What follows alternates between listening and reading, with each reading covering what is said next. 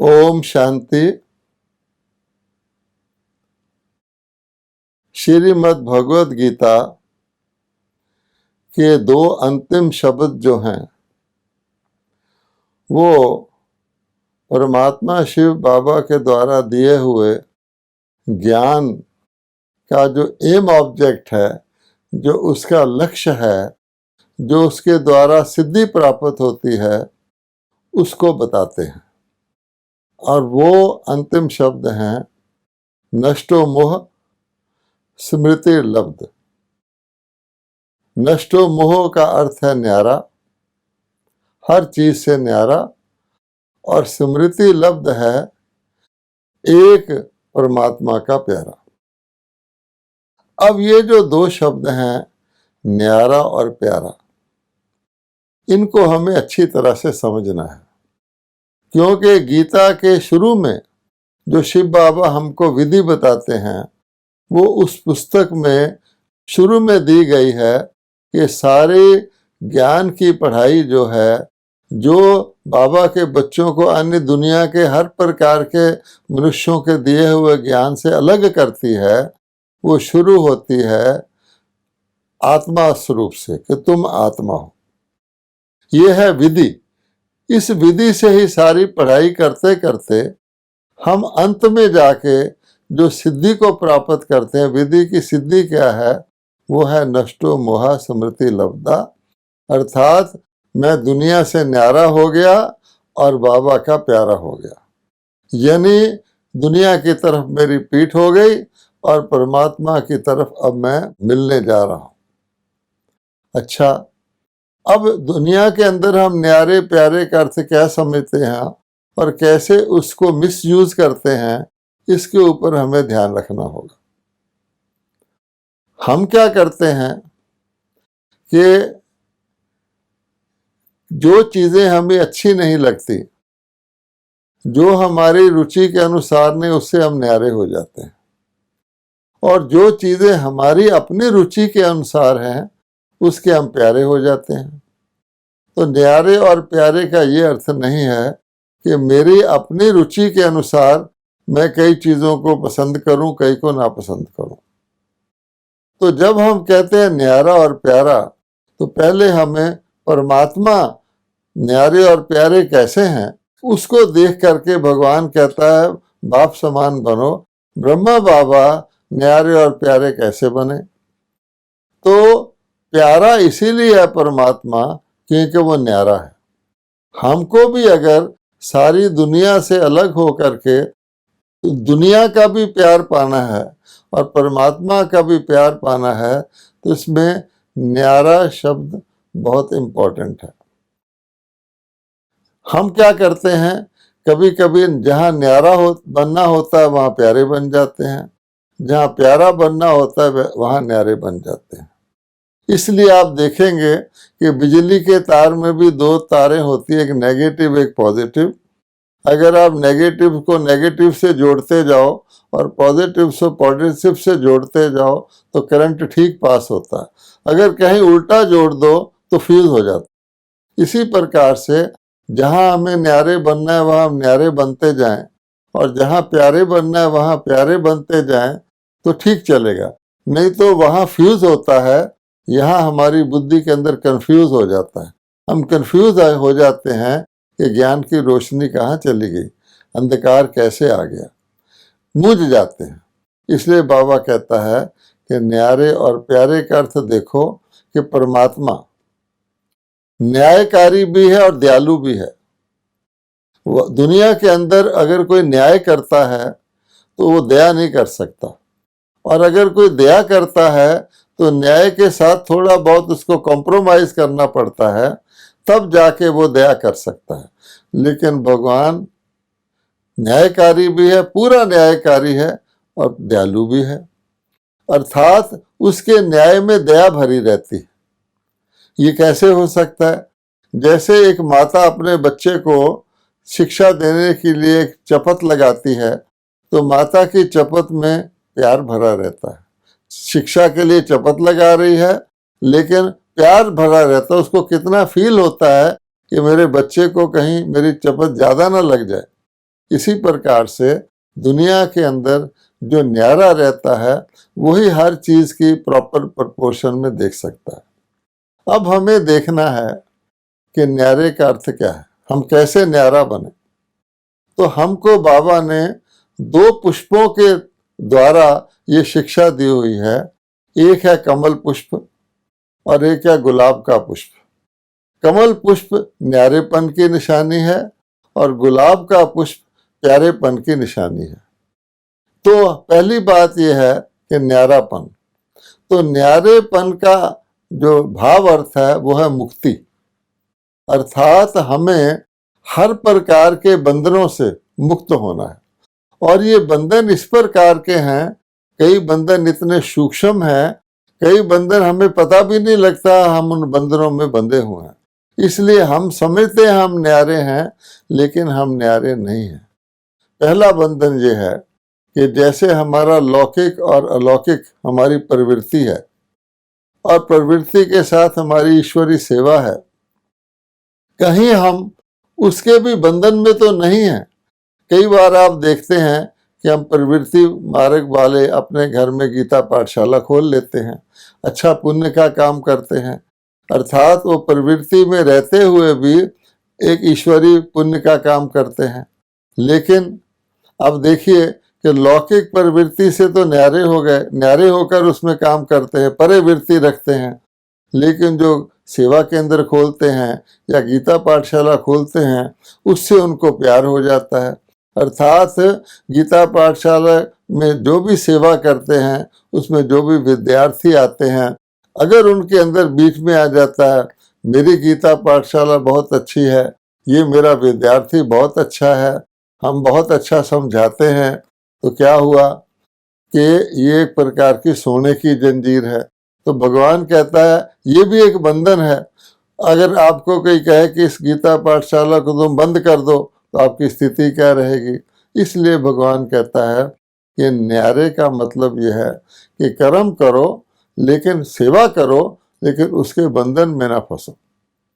ये बहुत इम्पोर्टेंट है, क्योंकि हम वर्षों तक सेवा करते रहते हैं फिर भी हमें उस न्यारेपन की महसूसता नहीं आती। अब आप देखिए दूसरी बात है, हम सब के पिछले जन्मों के और इस जन्म के भी कुछ स्वभाव संस्कार हैं। अब उन स्वभाव संस्कार को हमने अभी तक भस्म नहीं किया। मेरे स्वभाव संस्कार हम कह के उनको चला रहे हैं, सेवा भी कर रहे हैं, लेकिन स्वभाव संस्कार भी हमारे अंदर हैं। अब क्या होता है कि वो भी हमारे बंधन बन जाते हैं। हम किसी भी प्रकार की सोन्नति करते हैं या सेवा करते हैं, उसके बीच में वो रुकावट डालते रहते हैं, तो हम मुक्त तो नहीं हुए, हम न्यारे तो नहीं हुए। इसलिए हमें अपने स्वभाव संस्कार से भी न्यारा होना, मुक्त होना है। उसका जो बंधन है, जो हमारी कमजोरियां हैं, क्यों कि हम निमित्त हैं, हम सैंपल हैं, हम बाबा के रिप्रेजेंटेटिव हैं। दुनिया को परमात्मा का परिचय देने और परमात्मा के परिचय से क्या प्राप्ति है वो दुनिया के लोग हमारे से ही देखेंगे। तो वो अगर हमारे अंदर अच्छा देखेंगे तो उनको अट्रैक्शन होगा कि देखो ये मुक्त हैं, और अगर हमारे अंदर वो कोई कमी देखेंगे तो उससे वंचित हो जाएंगे, क्योंकि लोग सैंपल को देखकर ही सौदा करते हैं।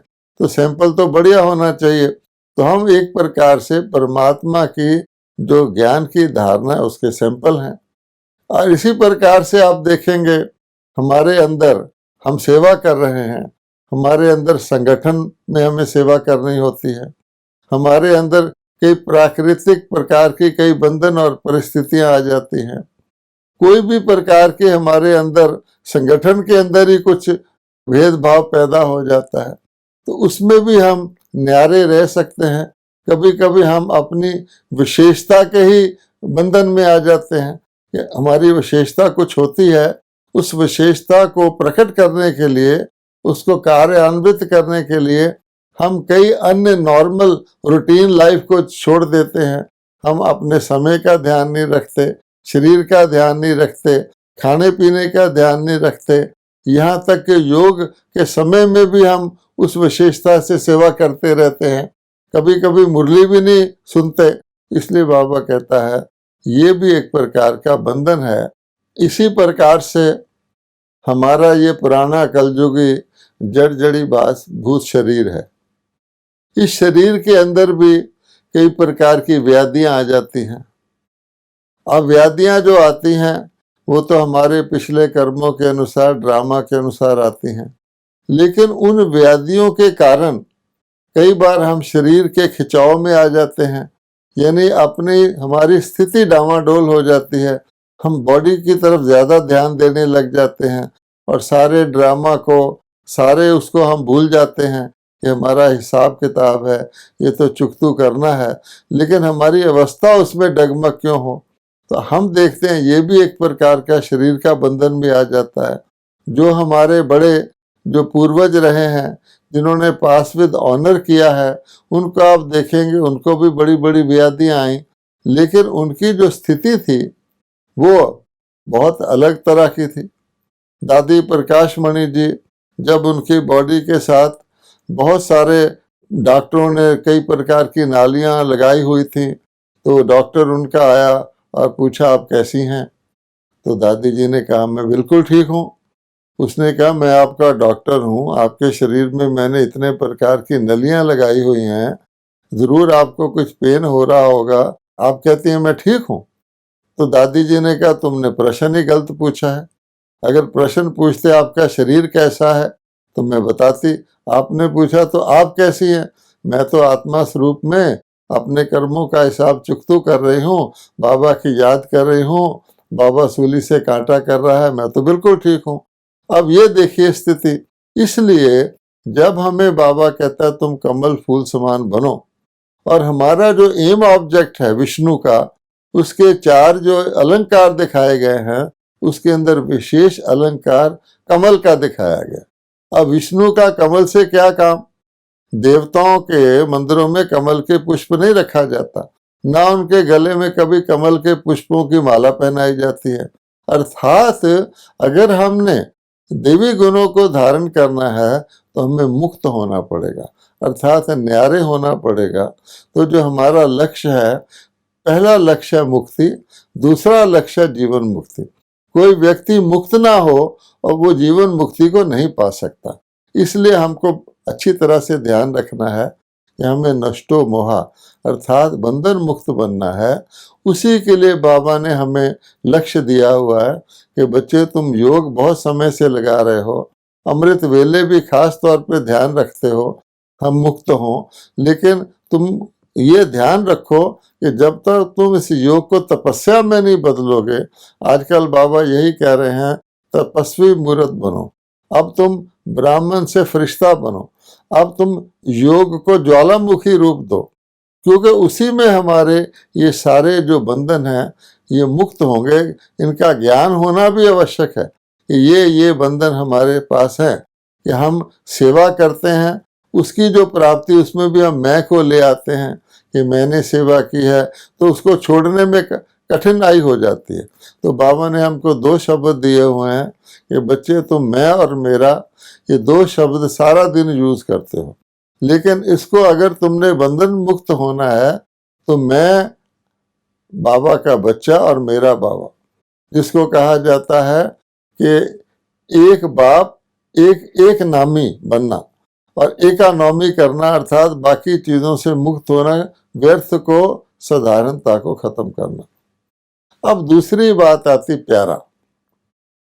अब आप देखेंगे कि प्यारा हम कैसे बने। न्यारा बनने के लिए भी प्यारे पने का रियल अनुभव होना चाहिए कि जीवन मुक्ति जो होती है, जो प्रभु के प्यारे होते हैं, उनको क्या प्राप्ति होती है।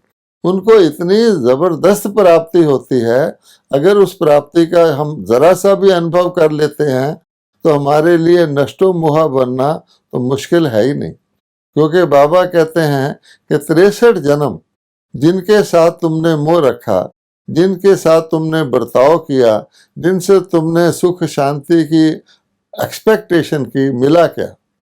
ज्यादा से ज्यादा अल्पकालिक क्षण भंगुर और एक जन्म का थोड़ा बहुत, वो भी अच्छे कर्म के फल के रूप में, बाकी तो तुम नीचे ही उतरते आए हो, मेरे से प्रार्थना करते हो, भगवान कहते हैं कि भगवान हमें मुक्ति दो, हमें छुड़ाओ। गॉड को लिबरेटर भी हम कहते आए हैं। इसलिए भगवान कहते हैं कि प्यारा स्वरूप को भी धारण करेंगे तो न्यारे आप ही हो जाएंगे। किसी को कहा जाए ये छोड़ ये छोड़ ये छोड़, तो वो सोच में पड़ जाता है कि मैं छोड़ दूंगा तो मेरे पास क्या रहा। लेकिन अगर उसको बहुत बड़ा आकर्षण मिल जाए, किसी को कहे तुम्हें ये नए वस्त्र देते हैं, पुराने फटे हुए वस्त्र को छोड़ दो, वो आसानी से छोड़ देगा। जैसे कलयुग के अंदर शरीर छोड़ते हैं, यद्यपि ये शरीर कलयुगी है, तमोगुणी है, दुख देने वाला है, त्राहे हाय हाय कर रहे होते हैं, फिर भी शरीर को छोड़ने की इच्छा नहीं रखते, फिर भी कहेंगे हम जीना चाहते हैं। क्यों? कि उनको ये लगता है कि जैसा भी है टूटा फूटा है, दुख देने वाला है तो सही, अगर इसको छोड़ दूंगा फिर मुझे आगे क्या मिलेगा। लेकिन सतयुग में क्या होता है कि नया शरीर पहले दिखाई देता है, तो आत्मा पुराने से निकल कर नए में आसानी से खुशी से चली जाती है। इसलिए प्यारापन भी आवश्यक है। तो बाबा कहते हैं आप किसके प्यारे हो? अगर हम ये देखें कि हम परमपिता परमात्मा के प्यारे हैं, तो हमें यदि सचमुच ये स्मृति रहे, इसलिए बाबा हमेशा कहते हैं स्मृति स्वरूप बनो। अब जो गीता के जो लास्ट वर्ड हैं उसमें खास तौर पे बोला गया है स्मृति लब्धा। तो अगर हमें उस चीज की स्मृति नहीं है कि हमें क्या मिलने वाला है, अगर वो स्मृति हो जाए तो व्यक्ति आसानी से नष्टोन्माह हो सकता है। तो स्मृति किस चीज की है? तो भगवान कहते हैं कि आप सोचो कि अगर कोई वीआईपी है आज की दुनिया का और उसका बच्चा है वो बच्चा वीआईपी का, लेकिन वो बच्चा भी इस नशे से चलता है कि मैं वीआईपी का बच्चा हूं। स्मृति है कि मेरा पिता वीआईपी है।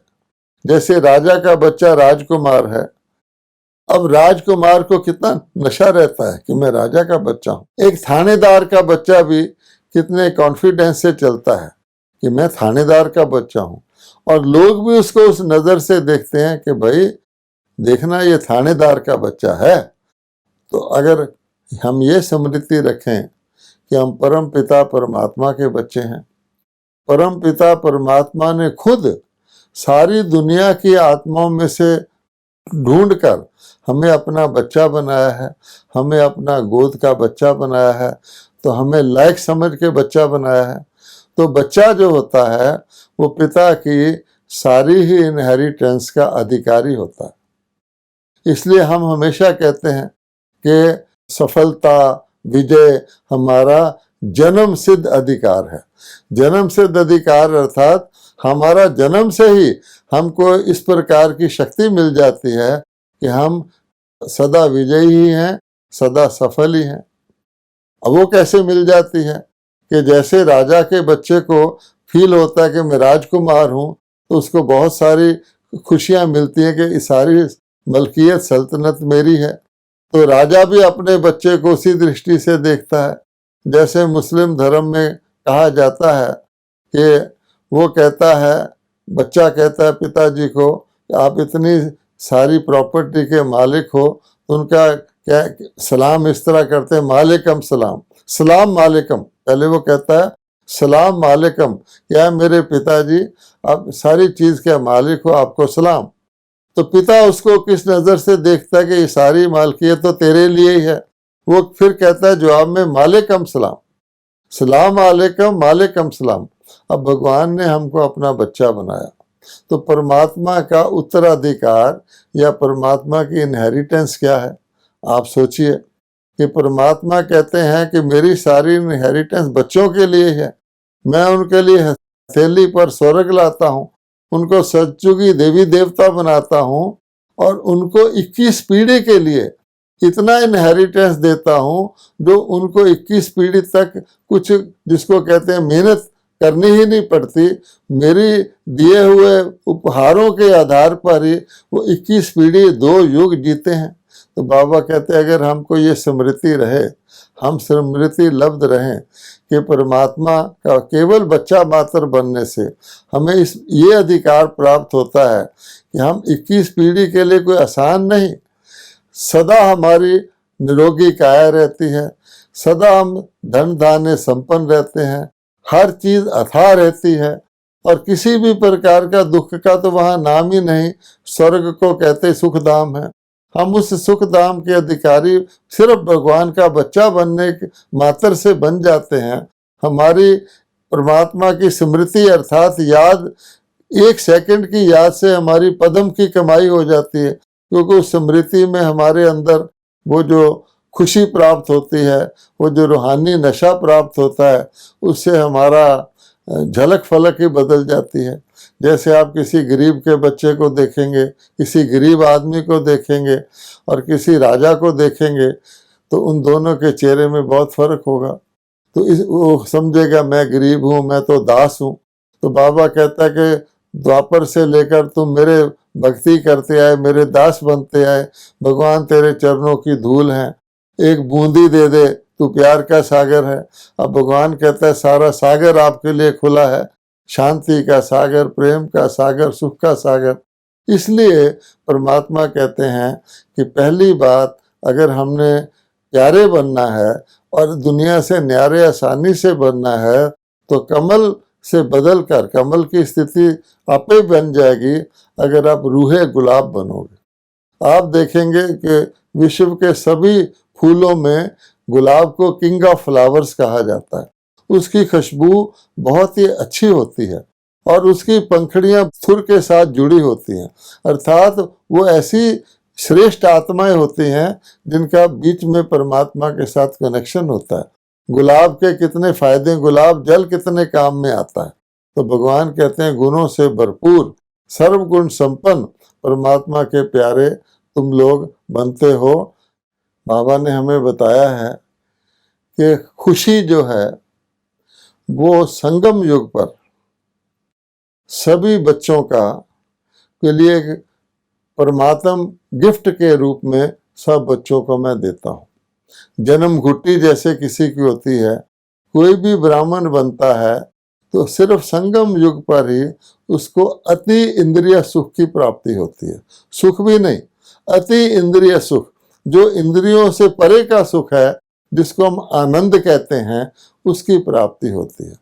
तो इसलिए भगवान कहते हैं कि संगम युग पर मैं तुम्हें आनंद स्वरूप आत्मा बनाता हूँ। इसीलिए आत्मा का जो ओरिजिनल गुण है सत्य, चित्त और आनंद स्वरूप है। कि परमात्मा हमको सत्य मैंने आत्मा का ज्ञान देता है और हमको कहता है कि अपने आप को महान आत्मा के रूप में चलो। अब आप देखिए, अगर हम भगवान ने हमको आनंद स्वरूप का या अविनाशी खुशी का संगम युग पर वरदान दिया, अब उस खुशी को कायम भी रखना है और उस खुशी को बढ़ाना भी है। तो बाबा कहते हैं उस खुशी को कायम रखने के लिए फिर हमको सदा समृद्धि स्वरूप बनना पड़ेगा। और बाबा कहते हैं समृद्धि स्वरूप ही समर्थी स्वरूप है। अगर हमारी समृद्धि भूल गई तो हमारी समृद्धि भी खत्म हो जाएगी, हम अपने आप को कमजोर गिनने लग जाएंगे। तो इसलिए बाबा कहते हैं कि स्मृति स्वरूप मैं इतना श्रेष्ठ आत्मा हूँ, इतना महान आत्मा हूँ। जैसे राजकुमार भी चलता है तो मिट्टी कंकर पत्थर से नहीं खेलता है, मिट्टी पर तो पाँव भी नहीं रखता बड़ा आदमी। आज की दुनिया में भी बड़े आदमी के लिए रेड कारपेट बिछाया जाता है, उसका पाँव मिट्टी पर न रहे। तो भगवान कहते हैं आपका संकल्प उतना श्रेष्ठ और महान होना चाहिए। हमारा बोल, हम इस स्मृति में रहे हम किसकी संतान हैं, उसका हमने सम्मान बढ़ाना है। लोगों ने हमसे देखना है कि हम भगवान की संतान हैं। तो हमारा बोल, हमारा कर्म और फिर हमारा संबंध संपर्क, कहा जाता है man is known by the company he keeps. तो हमारा संबंध संपर्क कितना श्रेष्ठ होना चाहिए, इसलिए कहा जाता है कि संग का रंग लगता है। तो सबसे श्रेष्ठ संग तो परमात्मा का ही है। यह भगवान कहता है कि ब्रह्मा बाप जिसने शिव बाबा को पूरी तरह से फॉलो किया, उसकी कॉपी करो, उसके पाँव पर पाँव रखो, तो ये भी हमारा संग बन जाएगा। वैसे भी बाबा ने हमको श्रेष्ठ संग दिया हुआ है, इसलिए वो कहते हैं अपने रूहानी नशे की स्मृति में रहो कि हम कौन हैं, किसकी संतान है, तो फिर आपकी झलक और फलक में सदा इस प्राप्ति की ऐसी रूहानी और अलौकिक खुशी रहेगी, क्योंकि हमारी प्राप्ति एक जन्म की नहीं है, और दुनिया की जितनी भी प्राप्तियां हैं, किसी के साथ भी आपका संबंध हो, वो ज़्यादा से ज़्यादा एक जन्म चलेंगी, अल्पकालिक होंगी, और उसके अंदर कलयुगी दुनिया के अंदर कुछ ना कुछ दुख की, चिंता की झलक तो रहेगी, लेस मात्र तो रहेगा, दुख की लहर तो महसूस होगी, लेकिन आप बच्चे हो, इसलिए भगवान कहता है आपको प्यारे बनना है।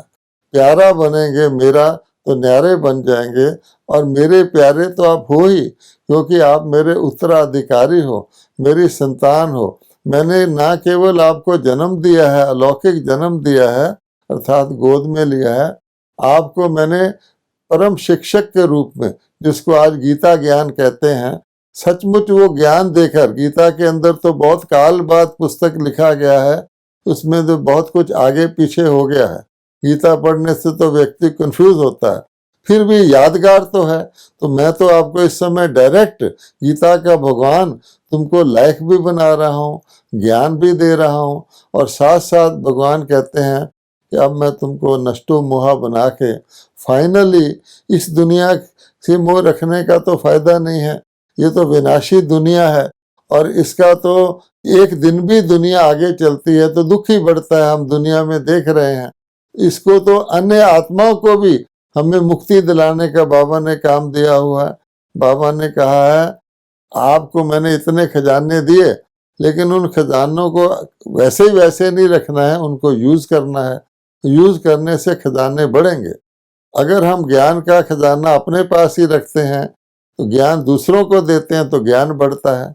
इसी प्रकार से हम खुशी दूसरों को देते हैं, उन इंस्पायर होते हैं तो हमारी खुशी बढ़ती है।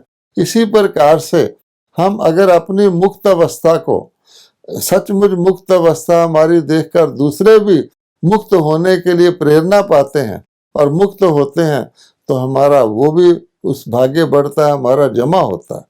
इसलिए भगवान कहता है कि नष्टो मोहा स्मृति लब्धा में आपके सारे ज्ञान की विधि और इसकी सिद्धि समाई हुई है। तो हम स्मृति लब्धा जितना रहेंगे उतना हमारी मंजिल हमारे नज़दीक आएगी। हम सचमुच इसी जीवन में जीवन मुक्ति की अनुभूति करेंगे।